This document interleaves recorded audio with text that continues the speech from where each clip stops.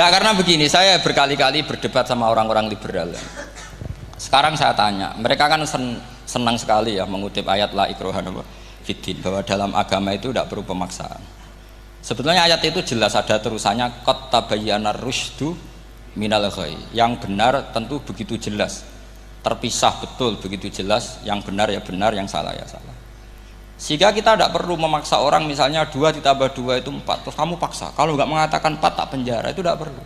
Kalau orang waras pas bilang 2 tambah 2 4, 1 tambah 1 2. Kebenaran la ilaha illallah itu seperti itu, kebenaran yang begitu nyata sehingga tidak butuh dipaksa. Jadi sebetulnya la ikraha fiddin itu konteksnya, karena kebenaran benar-benar sudah punya eksistensi yang nyata, untuk diakui itu tidak butuh pemaksaan.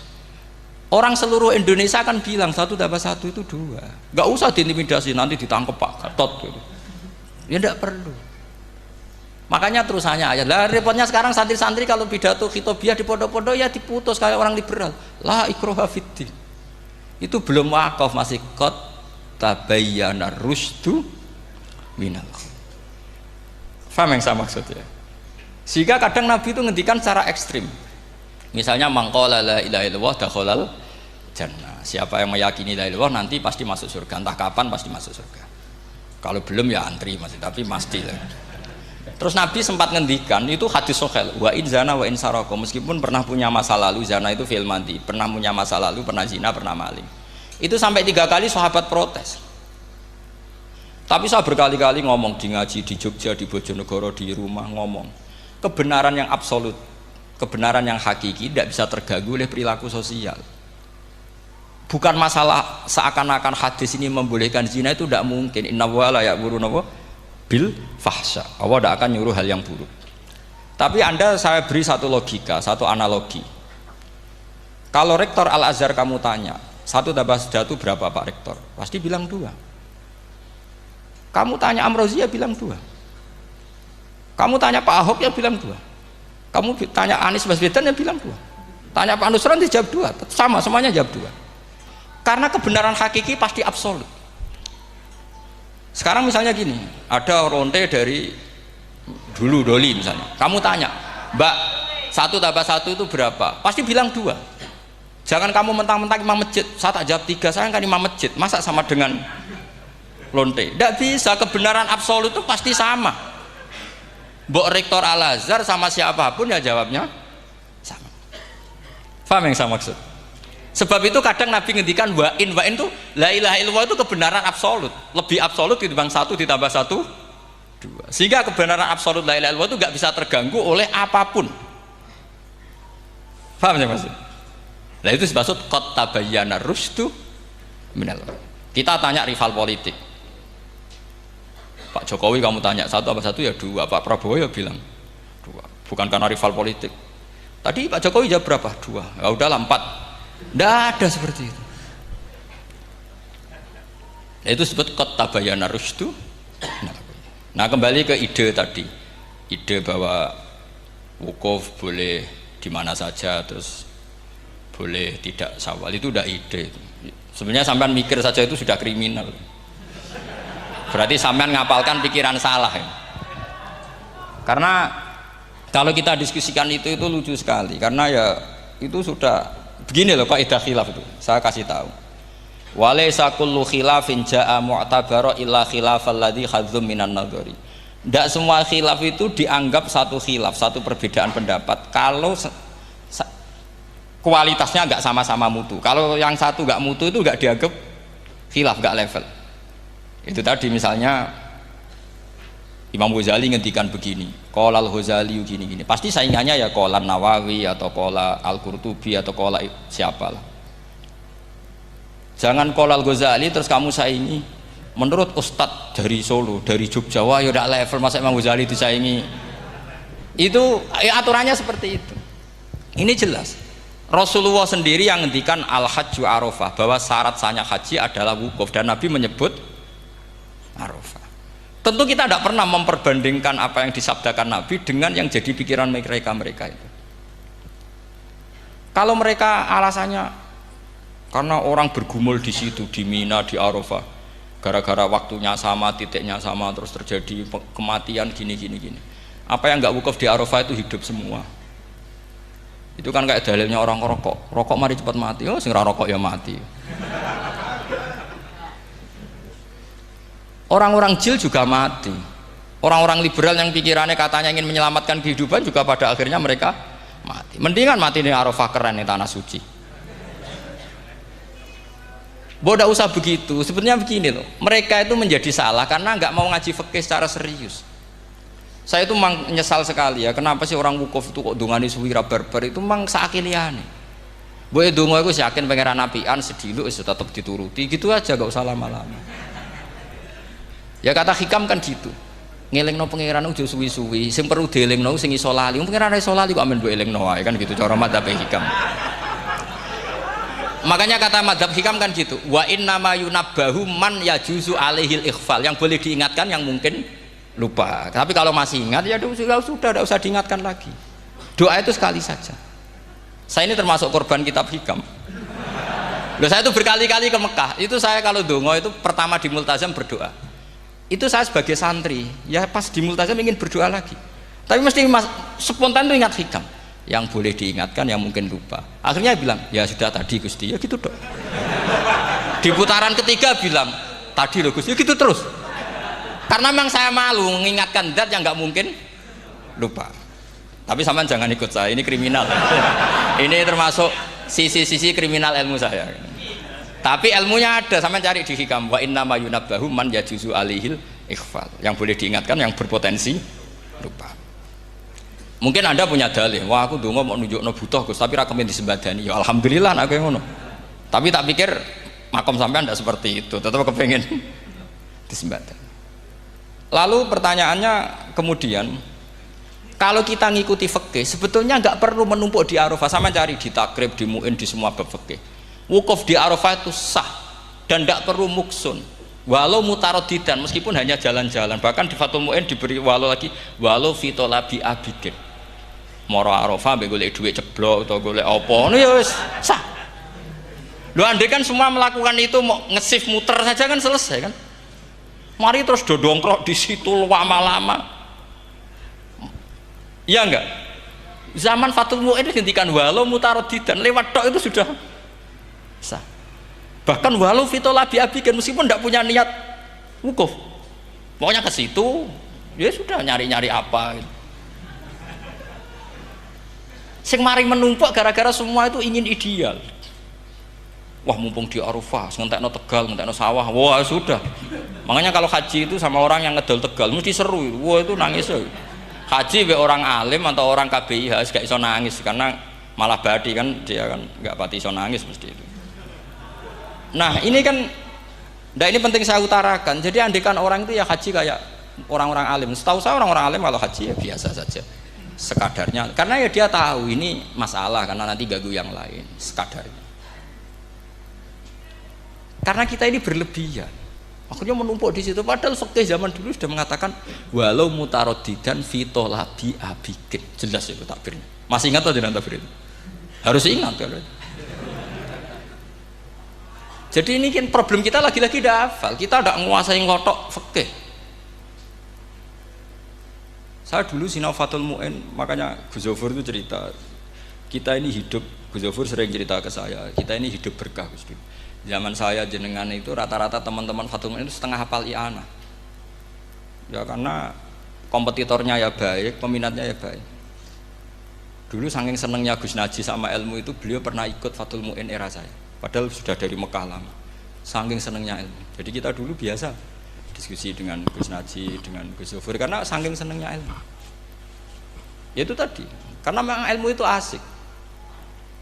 Tapi kita ini belajar fikih itu tidak seperti itu. Kita sudah kayak ya sudah kayak orang-orang yang nggak mau fikih.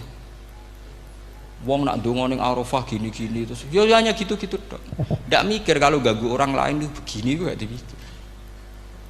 Itu satu. Jadi menurut saya sampean jangan pernah terlintas bahwa pendapat jil atau apa saja itu pendapat. Walaysa kullu khilafin ja'a mu'tabaro illa khilafal ladzi hadzu minan nadhari. Tidak semua khilaf itu kita hitung khilaf kecuali yang kualitasnya sama. Kecuali begini kualitasnya agak sama. Misalnya sholat jenazah. Sholat jenazah itu trennya kan mayit di depan, terus imamnya itu di belakang. Nah itu boleh, ada ulama mengatakan nggak apa-apa. Sholat jenazahnya di depan, mayat imamnya di jenazahnya di belakang, imamnya di depan. Meskipun itu tidak lazim, tapi masih masuk akal. Itu tadi fa'innal janazah laisat bimanzilatil imam. Piye jenazah ora imam wajib kok ngarep. Alasannya apa?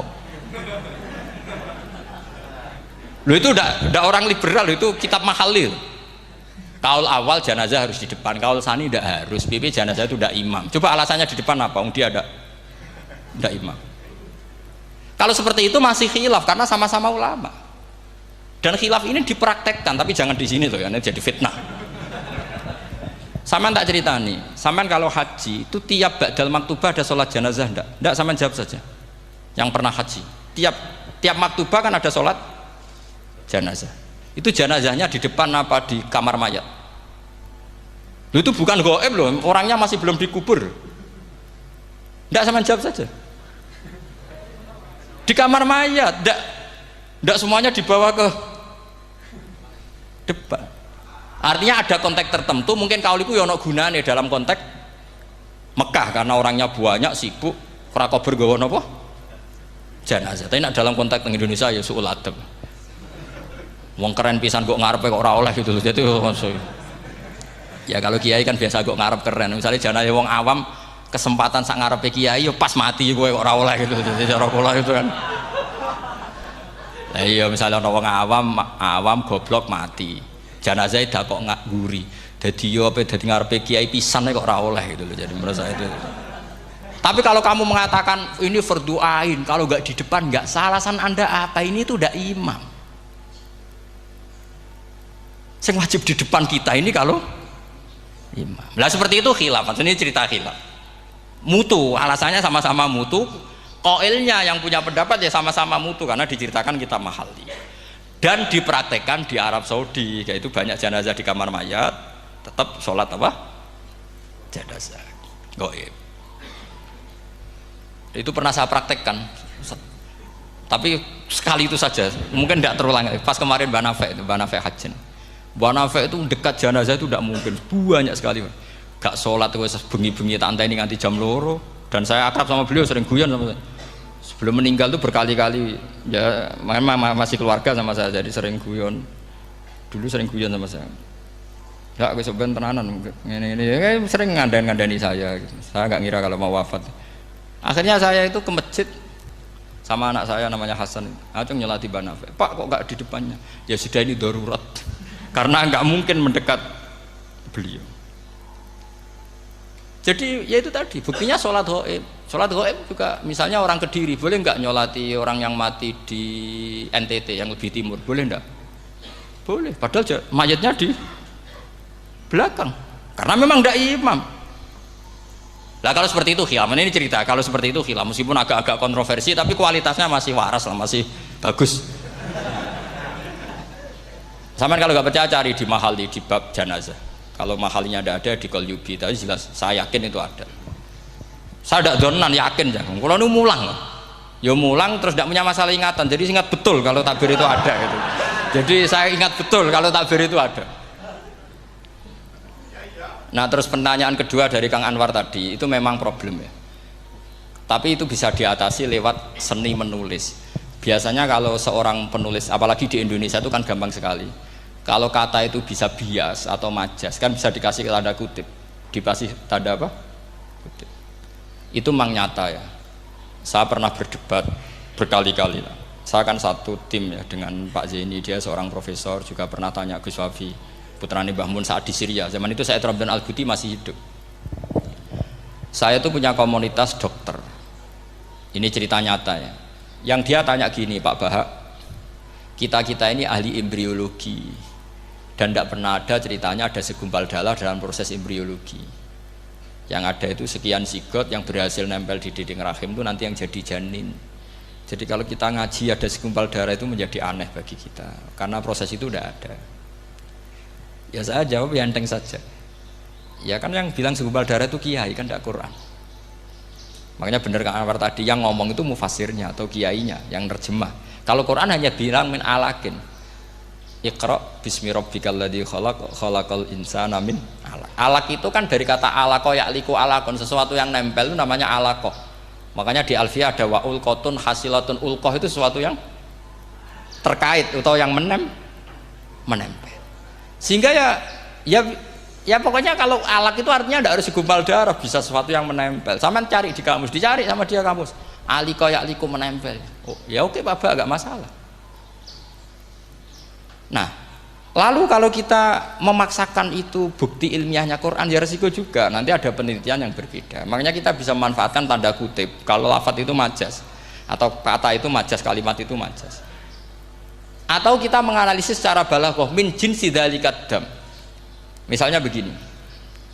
Saya kalau sedang benci Anda, saya akan bilang kamu itu membawa WC.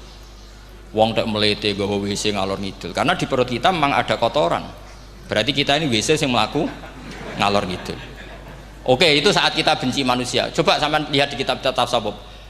Faqih fatatakabbar wa anta kanafun minal aknam. Itu kan disebut, kamu kok sombong kowe iku WC melaku.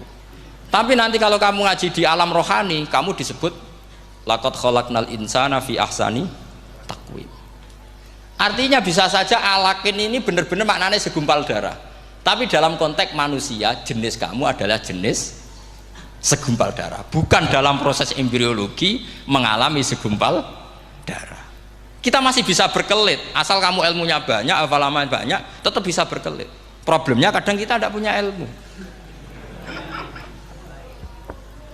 Loh ya ini kisah nyata ya. Jadi kemarin entah tanggal berapa saya lupa, itu kan Kemenak datang ke Yai, ke Mbah Mun, ke Gus Zofur.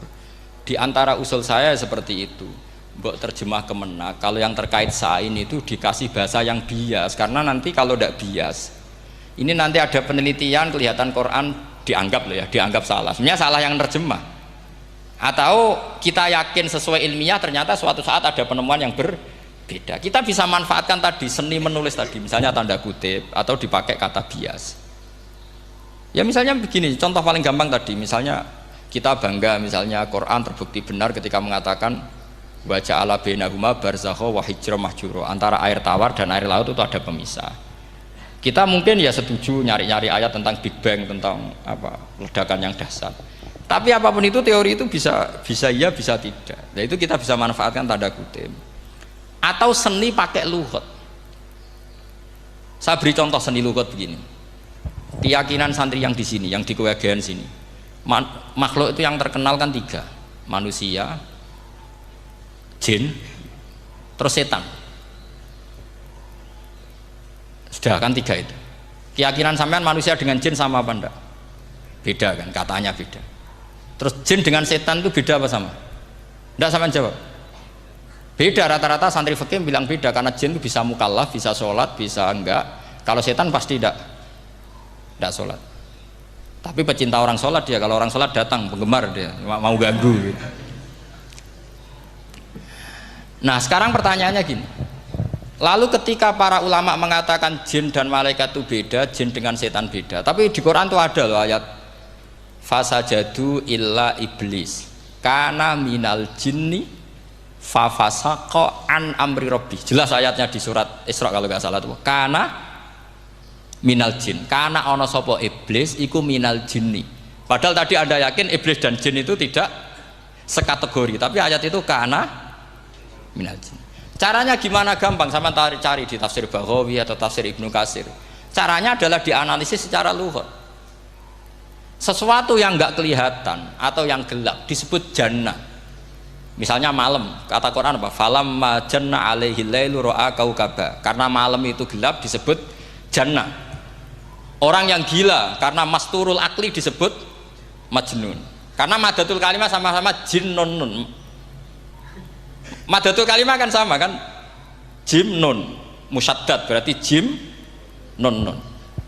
Saya ulang lagi ya. Kalau malam disebut falamma janna alaihi lailu. Kalau orang masturul akli disebut majnun. Orang dalam kandungan disebut janin. Kullu dzalika yusamma bidzalik li'annahu mastur. Semua dinamakan itu karena mastur, tidak kelihatan. Nah, sekarang sampai tak tanya, iblis itu kelihatan apa enggak? Enggak. Berarti kalau kana ana sapa iblis minal jinni setengah barang sing ora ketok. Kecumanane minal jinni kelompok jin. Nanti kamu masalah dengan kiai Anda meyakini, "Lho jin kok iblis?" Beda. Jin niku iso ngaji. Ya gampang saja. Kalau jin yang sakolen ya jin yang bisa Islam bisa kafir. Tapi kalau kata jin yang dalam ilah iblis, karena minal jinni minal masturin. Faham yang saya maksud? Tetap bisa ada solusinya. Makanya ngaji itu jangan hanya Ibnu Katsir. Ibnu Katsir itu beliau hanya menjawab lewat riwayat. Beliau jarang bermain di lafadz. Tapi kalau sampean ngaji kayak tafsir Baghawi, kayak tafsir apa itu, subhanallah, ya Baghawi terus Bedawi, itu nganalisnya sering pakai lafadz dan itu menjadi mudah. Misalnya lagi begini, sholat kita ini ya sholat yang muftatahatun bitakbir, muftatamatun bitaslim. Tapi kita secara lughat jelas as-sholat lughatan ad-du'a. Dan ada lafadz di Quran yang nggak mungkin kita maknani sholat itu dengan makna sholat yang mustalah alaihim tal fuqaha, yaitu di ayat khud min amwalihim shadaqatan tutahhiruhum wa tuzakkihim biha wa sholli alaihim inna sholataka sakanul lahum. Muhammad, kalau ada orang zakat ke kamu, sholli alaihim, kamu harus mensolati mereka. Wong cek urip kok di solati, pasti maknane sholli ai utulahum, kamu mendoakan. Terus inna sholataka sakanul lahum ai du'auka sakanul lahum, doa kamu membuat mereka tenang. Faham sih kalau maksud? Lagi-lagi kita, kalau anda janggal secara ilmiah, ya sama seperti misalnya katanya bumi menurut Quran itu diciptakan dalam masa 6 hari, padahal menurut teori Big Bang sekian juta tahun. Lu yaumin itu maknanya tidak harus 24 jam. Kullahinin bisa disebut kullah yaumin. Buktinya ayat yas'aluhu man fis samawati wal ard kulla yaumin huwa fi sa'an. Apa Allah memutus sesuatu nunggu 24 jam? Kullahinin wa kulla waqtin huwa fi sa'an. Makanya di terjemahan UII termasuk saya usul fi sitati ayam itu dalam 6 masa. Karena kalau orang bilang hari asumsinya itu 24 jam kali 6 itu masih bisa, masih meskipun mungkin seperti itu, tapi ya mungkin tidak. Tapi kita masih bisa bermain kata gini, ku dinetralisir. Yaum maknanya khin. Napa maknanya napa? Khin. Kayak di apa? Yas'aluhu man fis samawati wal ardi kulla yaumin huwa fisa'an. Kayak di ayat lagi limanil mulkul yaum. Allah tanya itu ketika di akhirat apa di dunia? Tidak, sama jawab di akhirat. Ketika nanti di akhirat Allah tanya liman iku kedue sopo al mulku te kerajaan al yauma, limanil mulkul yaum lillahil wahidil fa inna fil akhirah laisa hunaka yaumun wala hunaka sa'a wala hunaka misalnya arbaun wa isyruna sa'. Di akhirat tidak ada 24 jam. Istilahnya Allah ya limanil mulkul yaum. Paham sih kalau maksud? Jadi lagi-lagi syaratnya hafal tadi. Nah, jadi artinya lafadz yaum dipakai di Quran berapa kali, konteksnya apa saja. Ya saya kira demikian. Mungkin kita anggap cekap ya, karena tadi apa, ini Jumatan terus tak pikir tanya itu ya saya yang tanya itu, karena itu tadi ya nggak apa-apa kalau masih ada yang tanya, tapi saya pikir ya itu tadilah yang saya utarakan. Saya kira cukup. Kalau ingin alim memang syaratnya harus hafal banyak, terus ya kalau ndak ya itu tadi harus orang sudah ndak ada semua, terus tinggal kita yang hidup, itu pasti kita alim sendiri itu. Ya pilihannya hanya itu. Tapi kalau ingin kompetisi masih gampang lah. Di Kediri banyak orang alim, di Rembang banyak, kan bisa. Cara Imam Bukhari al-luqi wal mu'asyarah, bisa sering ketemu lewat ngaji kilatan atau ngaji. Karena kiai banyak. Ada yang kiai fanatik khatam, kilatan. Di sarang ya banyak, kados Gus Said itu ngaji kudu khatam. Khatam itu barokah, kan pernah mendengar sekian. Ada kiai yang senengannya yang penting faham. Ada kiai yang kebetulan nasibnya baik, ya faham ya khatam. Itu ada santri macam-macam, yang penting khatam. Ono sing penting faham, ono sing penting ya penting untuk barokah. Repot asane. Repot es. Tapi yang penting itu saya mohon lah, kalau orang lain tahu Quran lewat terjemah, kita kalau bisa jangan lah. Kita ini ngaji Jalalain, ngaji tafsir Sawi, ngaji macam-macam. Saya itu kalau sinau tafsir itu tak ulang-ulang. Saya itu sampai lupa khatam Jalalain berapa kali, itu sampai lupa. Karena itu tadi, setiap saya baca pasti nanti analisisnya beda. Tadi misalnya u'budu robbakum, kalau dalam konteks orang kafir jelas wahidu robbakum, karena mereka masih melakukan isyrak. Tapi kalau orang Islam dibilang cong kamu ibadah, dawimu alal ibadah, karena sudah Islam. Itu Imam Suyuti tidak konsisten. Nggak konsistennya karena beliau orang alim. Ya Yuhannas kadang ditafsiri ahla Makkah. Memang saat itu konteksnya Makkah. Tapi dalam konteks Islam tentu wama arsalna ka ila kafatal lidasi basyira wa nadhira. Itu kan ulama. Kalau ingat asbabun nuzul ya Yuhannas jelas ahla Makkah. Tapi kalau ingat umumul Quran nas ya kullan nas, bukan harus ahla apa? Makkah. Makanya ada fi tafsirin qala ahla Makkah, wa fi tafsirin akhar dia bilang ayyan nas. Ini yang mengulang-ulang akan paham karena konteksnya apa? Beda. Lagi-lagi ya tadi harus hafal. Ayuhan nas dipakai Quran berapa kali? Konteksnya apa saja? Makanya Ibnu Abbas ketika ditanya bagaimana perbedaan ayat Makkiyah dan Madaniyah, beliau enteng jawab. Biasanya kalau surat Makkiyah dimulai ya ayuhan nas karena mereka zaman itu masih kafir, belum berstatus mukmin. Kalau di Madinah rata-rata khitab sudah ya ayyuhalladzina amanu karena di Madinah mayoritas sudah mukmin. Tetap memanfaatkan proses dialek dan itu mudah. Memang kalau kita neliti terus mudah. Maknanya mudah itu tidak sulit. Ya memang Nabi begitu. Loh, sampean kalau hafal hadis nanti akan ngomong seperti saya. Loh, itu otomatis. Mestinya begini, Nabi itu ditanya, ya Rasulullah, dulani ala amalin gini-gini, terus terakhir dia ya yudkhilunil jannah, yang bisa masukkan saya ke surga. Nabi jawabnya itu, inna dzalika yasir, itu gampang. Tapi terusannya yang nggak nguati alaman yassarahu wah. Oh itu gampang dong bagi wong sing digampangno pangeran. Orang kata Nabi, wah ini sulit, tidak semua orang masuk surga. Nabi jawabnya inna dzalika yasir, itu gampang. Tapi terusannya alaman yassarahu wah. Iya mengen Quran adatnya ya gitu. Inna dzalika ala wah yasir. Ya itu gampang. Bukan berarti kita nyepelekno, ndak, memang ya itu tadi. Sesuatu sulit itu kalau kita tidak tahu rumusnya, sebenarnya kita tahu, cuma tidak mau. Sampean tahu kalau rumusnya ingin alim tafsir harus hafal Quran, hafal hadis, pernah ngaji etkon, ngaji ini, tahu, tapi kan nggak mau. Akhirnya mau takut tok, carane ngalim piye Gus? Aslinya ngerti, nak carane iku ngerti. Geleme sing raga. Nah itu kan gitu. Ini kebetulan kenyek kan ngomong fakta on biasa mawon, mboten kenyek. Ya seperti kamu mau ke Jakarta kan jauh, tapi tetap gampang. Caranya beli tiket gini-gini ya kan gampang. Ya kalau ingin alim tafsir, satu hafal Quran, dua minimal setengah hafal Jalalain. Nanti kalau Jalalain janggal, kamu ngaji Sawi, karena banyak juga Jalalain yang diprotes sama Imam Sawi, dikritik. Itu kan wajar ya, sarah itu hanya membenarkan yang di matan ada masalah. Takrib kurang barokah, ya ada beberapa yang dibenarkan sarah.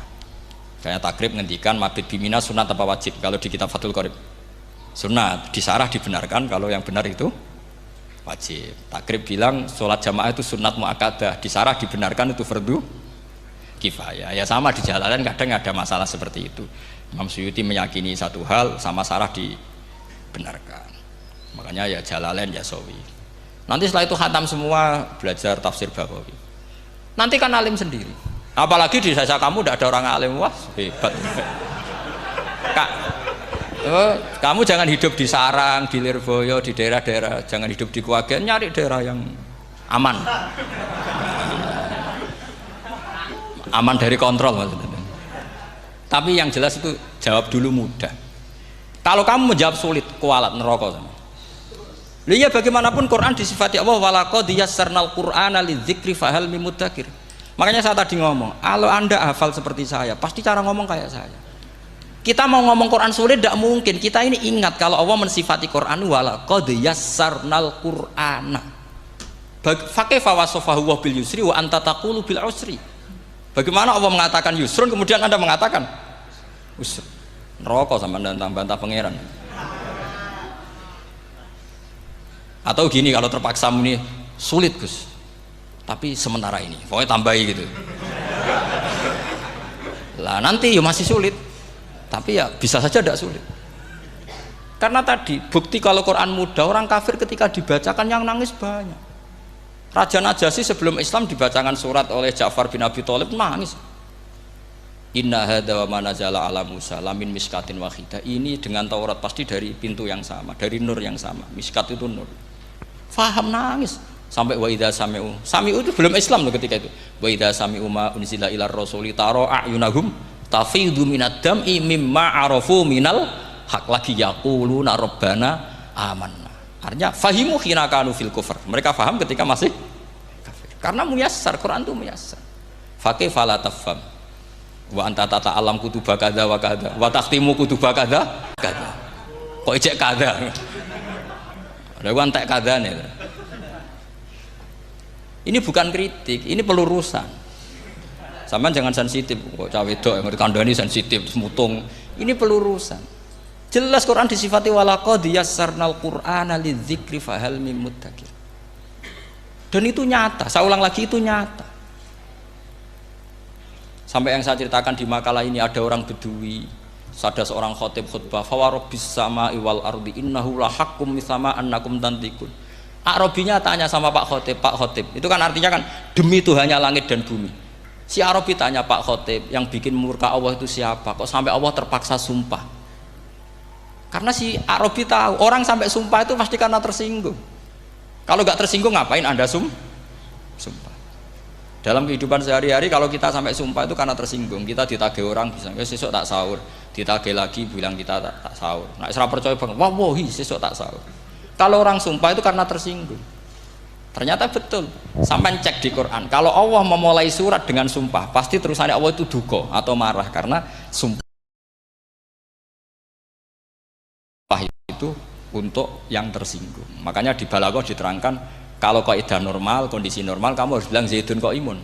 Kalau mukhatab ada indikasi tidak percaya, kamu bilang inna Zaidan qaimun. Kalau selalu kelihatan tidak percaya, kamu harus bilang wallahi inna Zaidan laqaimun. Ya enggak di ilmu Balaghah. Lah iya itu kan Arabi saja paham. Kamu yang ngaji Jarul Makno tidak paham kan aneh.